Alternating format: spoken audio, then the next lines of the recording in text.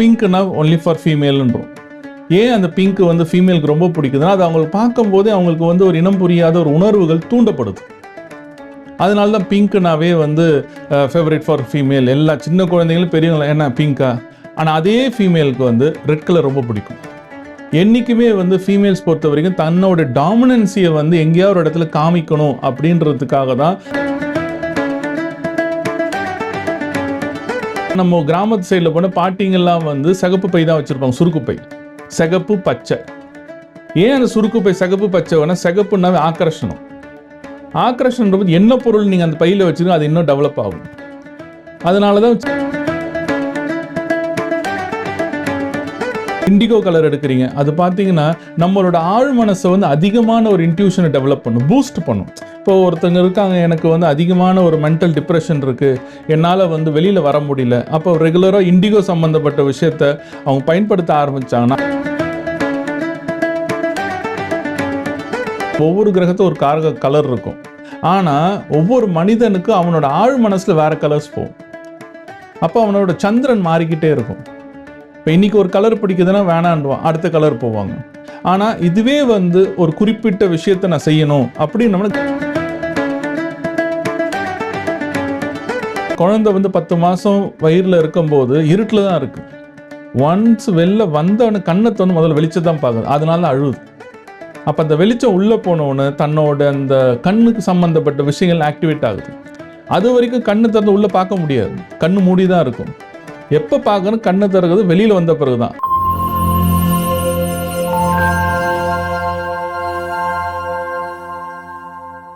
Cosmo view நேயர்கள் அனைவருக்கும் வணக்கம். இன்றைய நிகழ்ச்சியில ஜோதிடம் குறித்து நமக்கு இருக்கக்கூடிய சந்தேகங்களுக்கு விளக்கம் கொடுக்கறதுக்காக ஆஸ்ட்ராலஜர் பொற்கோயில் சரவணன் அவர்கள் நம்ம கூட இணைந்திருக்காரு. தொடர்ந்து நிறைய விஷயங்கள் பேசலாம். வணக்கம் சார். ஓம் ஞான ரூபாய வித்மகே சக்தி அம்சாய தீமகி தன்னோ சக்தி அமா பிரச்சோதயாத். எப்படி இருக்கீங்க சார்? நல்லா இருக்கும். சரி, இன்னைக்கு நிகழ்ச்சியில வந்து நிறைய நீங்க பரிகாரங்கள் கொடுத்து எங்களுக்காக சொல்லியிருக்கீங்க. குறிப்பா இந்த கலர்ஸ் பத்தி எங்களுக்காக சொல்லுங்க சார். ஏன்னா நிறைய பேருக்கு ஃபேவரட் கலர் அப்படின்னு ஒன்று இருக்கும், சிலவங்களுக்கு வந்து அதிர்ஷ்டமான கலர் அப்படின்னு இருக்கும். இந்த கலர்ஸ் நம்ம லைஃப்ல வந்து எவ்வளவு முக்கியமான ஒரு விஷயம், நமக்கு ஏத்த கலரை நம்ம எப்படி சூஸ் பண்ணணும், அதை பத்தி ஒரு விளக்கம் கொடுங்க சார். கலர்ஸ்ன்றது வந்து இன்னைக்கு மட்டும் கிடையாது, பிரபஞ்சத்துல வந்து கலர்ஸ் தான் டாமினேஷன். அந்த கலர் தான் எல்லா விதத்தையும் வந்து படைக்கிறது. அப்போ ஒவ்வொரு பொருளையும் பார்த்தோம்னா கலர். இப்போ ஒரு செடியை பார்த்தா பச்சை கலர். அப்போ பச்சைன்னும் போது இன்னைக்கு இருக்கிற சயின்ஸில் என்ன சொல்கிறாங்க, குளோரோஃபில் அது அதிகமாக இருக்கனால பச்சை கலர் வருது. ஆனால் அந்த தன்மை எங்கேருந்து வருதுன்னா சூரியன்கிட்டேருந்து தான் வருது. அப்போது ஒவ்வொரு பிரபஞ்சத்துலேயும் ஒவ்வொரு சிருஷ்டிக்கும் வந்து கலருன்றது எல்லாத்துலேயும் பிரதானமாக இருக்குது. அதில் தான் ஒவ்வொரு இதுக்கும் பூலேருந்து செடி வரைக்கும் எல்லாருக்கும் தனித்துவமான கலர்ஸ் கொடுத்துருக்காங்க. இப்போ உதாரணத்துக்கு வந்து ரோஸ் அப்படி எடுத்தோம்னா ரெட் கலர், அதே ரோஸ்க்கு இன்னொரு கலருக்கு பிங்க் கலர். இது ரெண்டுத்தையும் நீங்கள் பார்க்கும்போது ஒரு உணர்வுகள் வரும். அதுதான் கலர் தெரப்பி, அதுதான் குரோமோ தெரப்பி. குரோமோன்றது வந்து வெளிச்சம். அந்த வெளிச்சத்திலேருந்து ஒவ்வொரு ஜீவராசிகளும் தனக்கு தேவையானது அந்த வெளிச்சத்தை எடுக்கும்போது அது ஒரு கலர் பேட்டர்னாக மாறுது. ஓகே, இது நம்மளுடைய தேவைக்காக கலர்ஸ் நம்ம எப்படி சார் பயன்படுத்தலாம்? ஏன்னா நம்ம நிறைய வந்து ஆகர்ஷண முறைகள், பரிகாரங்கள் பத்தி எல்லாம் பேசியிருக்கோம். இப்போ நம்ம வாழ்க்கையில் ஏதாவது ஒரு விஷயம் நடக்கணும், அதற்காக இந்த கலர்ஸ் சூஸ் பண்றதுல நிறைய பேருக்கு கன்ஃபியூஷன் இருக்கும். அதுல முதல்ல சொல்றது என்னன்னா, பிளாக் பெரும்பாலும் எதுவுமே வந்து பயன்படுத்த மாட்டாங்க ஆன்மீக ரீதியான விஷயங்களுக்கு. ஸோ இந்த மாதிரி கலர்ஸை பத்தி சொல்லுங்க. குறிப்பா இந்த பிளாக் அவாய்ட் பண்றதுக்கான காரணம் என்ன சார்? பிளாக்ன்றது வந்து சனி பகவானை குறிக்கும். சனினா மெதுவானது, மந்தமானவர் தான் சனி பகவான், ஸ்லோ. ஆனால் அதே பிளாக் தான் வந்து கொடையாகவும் வருது. அப்போது எப்படிப்பட்ட வெயிலாக இருந்தாலும் சரி, எப்படிப்பட்ட மழையாக இருந்தாலும் சரி, அது வந்துக்கிறது. ஆனால் இதே வந்து வேறு கலரில் நீங்கள் ஏதாச்சும் ஒரு கொடையை யூஸ் பண்ணிங்கன்னா அதோட ஹீட் வந்து அதிகமாக உள்ளே வரும். அப்போ கருப்புன்றது வந்து என்ன ஆகுதுன்னா அந்த ஹீட்டை வந்து தனக்குள்ளே வாங்கி அதை அப்படியே ரிஃப்ளெக்ட் பண்ணுது. அதனால தான் கருப்புக்கு இருக்கிற தன்மை. ஆனால் அதே கருப்பு தான் சில கலர்ஸ்லாம் உருவாக்குறதுக்கு பேஸ் கலராகவும் வருது. அப்போ கருப்பு யாருக்கு செட் ஆகும்னா, யாருக்கெல்லாம் வந்து இந்த பிரபஞ்சத்தில் கருப்புன்றதோடைய அந்த கிரகத்தோடைய இணைப்பு இருந்தால் தான் கருப்பு செலக்ட் பண்ண முடியும். இப்போது வெஸ்டர்னில் பார்த்தீங்கன்னா கருப்பு எப்போ போடுவாங்கன்னா ஒரு ஃபியூனரலில் தான் போடுவாங்க, இறப்புக்கு. ஆனால் அதே நம்ம நாட்டில் பார்க்கும்போது நார்த் இந்தியன்ஸ்லாம் ஃபியூனரல் டைமில் வெள்ளை தான் போடுவாங்க.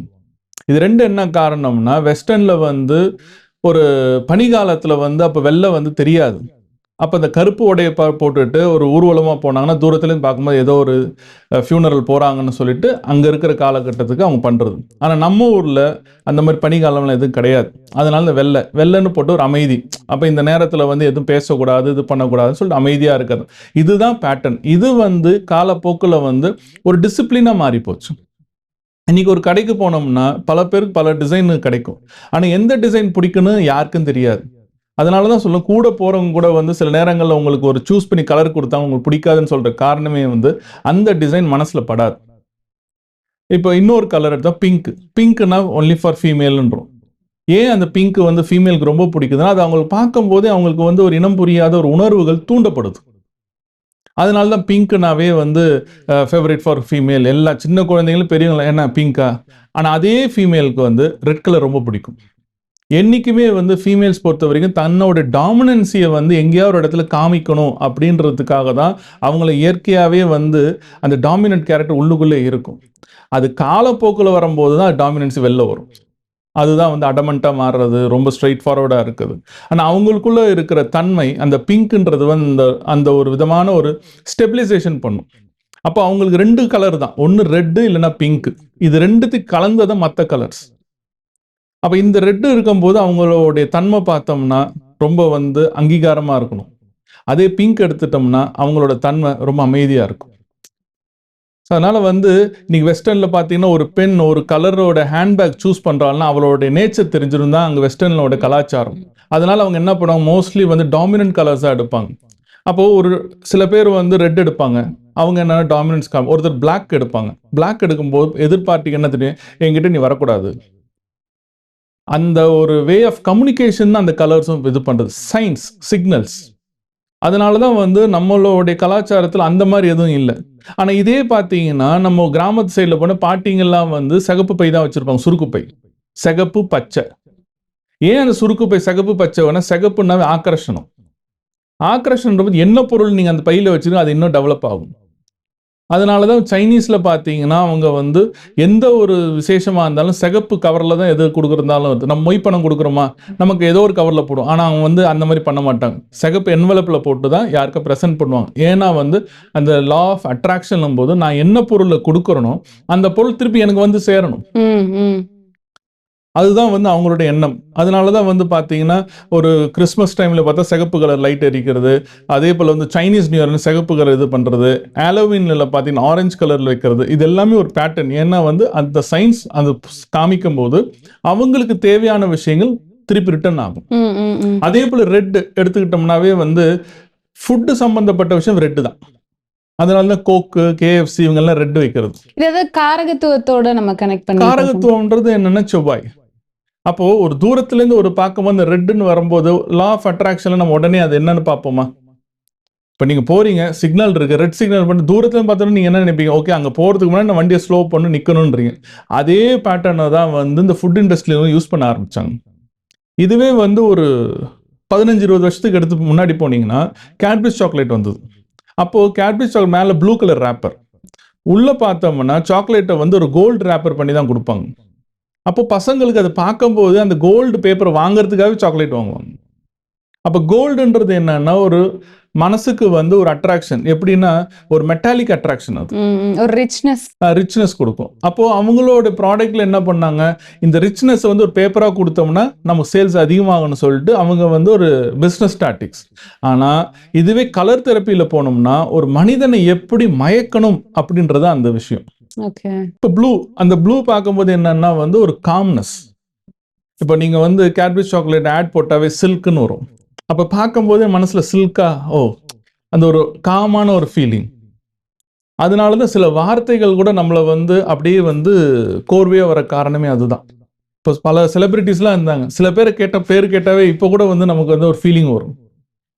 ஸோ அதனால வந்து வார்த்தைகளுக்கும் ஒரு அதிகமான அதிர்வுகள் உண்டு. அந்த வார்த்தைகள் சொன்னாதான் அதிர்வாகும். ஆனால் கலர்ஸ் அப்படி கிடையாது, பார்த்தாவே அதிர்வு வந்துடும். இப்போ ஒரு இண்டிகோ கலர் எடுக்கிறீங்க, அது பார்த்தீங்கன்னா நம்மளோட ஆழ் மனசை வந்து அதிகமான ஒரு இன்ட்யூஷனை டெவலப் பண்ணும், பூஸ்ட் பண்ணும். இப்போ ஒருத்தங்க இருக்காங்க, எனக்கு வந்து அதிகமான ஒரு மென்டல் டிப்ரெஷன் இருக்கு, என்னால் வந்து வெளியில் வர முடியல. அப்போ ரெகுலராக இண்டிகோ சம்மந்தப்பட்ட விஷயத்த அவங்க பயன்படுத்த ஆரம்பிச்சாங்கன்னா அவங்களுக்கு உள்ள இருக்கிற அந்த ஒரு ஆளுமை தன்மைன்னு சொல்லுவோம்ல, அது அப்படியே வந்து அவங்களுக்கு டிக்ரீஸ் ஆகும், அதை அப்படியே பூஸ்ட் பண்ணி விட்டுரும்.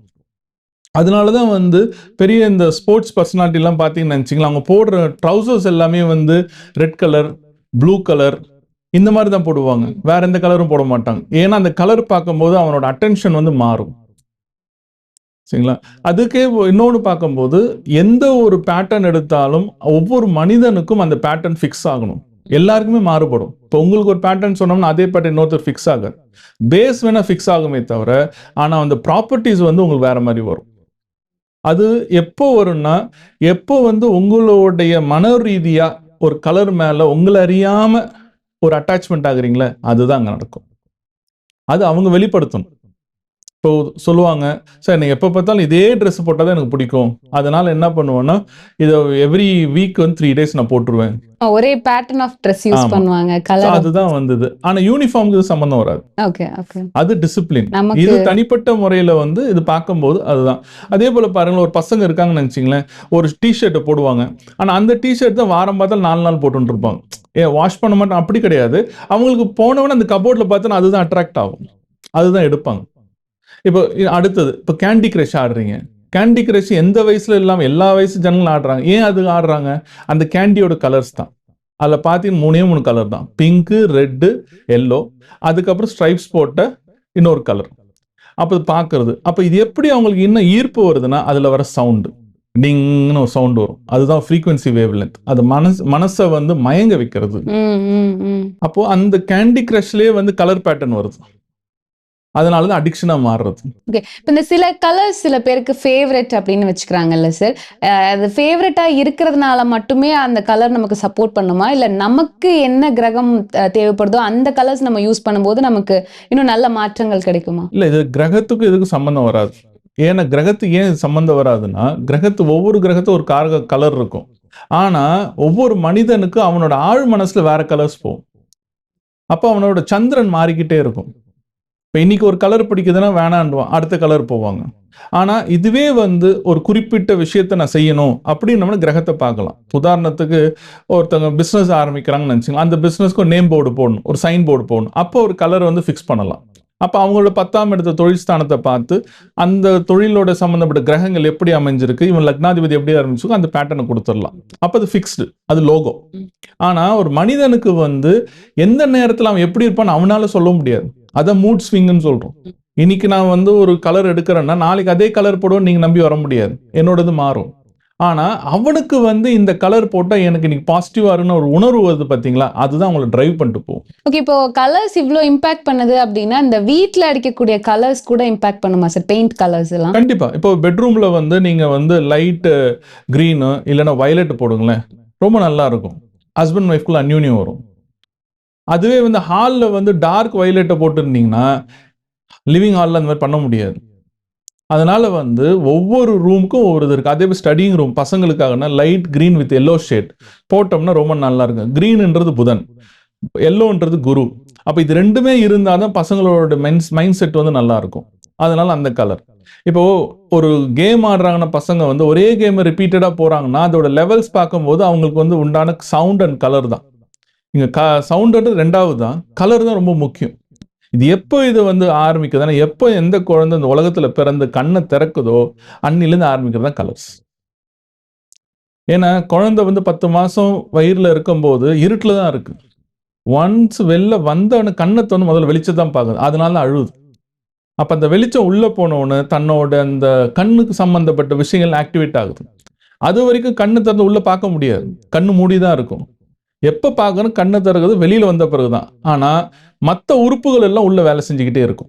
கை அசைக்கிறது, கால் அசைக்கிறது, உள்ளே வந்து ரன் ஆகிறது, எட்டி உதைக்கிறது, இதெல்லாம் இருக்கும். ஆனால் கண்ணு மட்டும் திறக்காது. ஏன் கண்ணு திறக்கா? இதே கான்செப்ட் தான் கோயிலில் வைக்கிற விக்கிரகங்கள் கூட. விக்கிரகத்தை வந்து நம்ம ஸ்தபதி எல்லாம் செய்வார், பிரதிஷ்டை பண்ணுவாங்க, ஆனால் கண் திறக்க மாட்டாங்க. கடைசியாக எப்போ வந்து பிரதிஷ்டை கும்பாபிஷேகம் பண்ணுற முன்னாள் தான் வந்து கண் திறப்பாங்க. அது வரைக்கும் வந்து அந்த விக்கிரகம் அப்படிதான். அதே போல தான் உலகத்துல பிறக்கிற ஒவ்வொரு குழந்தைங்களோட சிருஷ்டியும். அப்ப இங்க எங்க வருதுன்னா, இயற்கையிலே வந்து கலர்ஸ் தான் பிரிடாமினன்ட்டா இருக்காங்க. உங்க மனசுல வந்து என்ன கலர் வருதோ அது வெளியில வரணும். எனக்கு இந்த கலர் தான் இன்னைக்கு பிடிக்கும்னா, அந்த கலர் தான் நீங்க எடுத்து செய்ய போறீங்க. ஒருத்தர் அது வேணாம் இந்த கலர் நீ மாத்து அப்படின்னா சண்டை தான் வரும். ஏன்னா அங்க தான் வந்து உங்களுடைய என்ன சொல்றது டிஃபரன்சஸ் ஸ்டார்ட் ஆகும். ஸோ ஒரு மனிதனுடைய வாழ்க்கையில இந்த கலர் அப்படிங்கிறது எவ்வளோ முக்கியமான ஒரு ரோல் ப்ளே பண்ணுது, கலர்ஸ் எப்படி நம்ம சூஸ் பண்ணணும், அண்ட் பிஸ்னஸ் பண்ணும்போது குறிப்பா இது எவ்வளோ முக்கியமான ஒரு விஷயம் அப்படிங்கிறத பத்தி நிறைய விஷயம் எங்களுக்காக சொன்னீங்க. ரொம்ப நன்றி.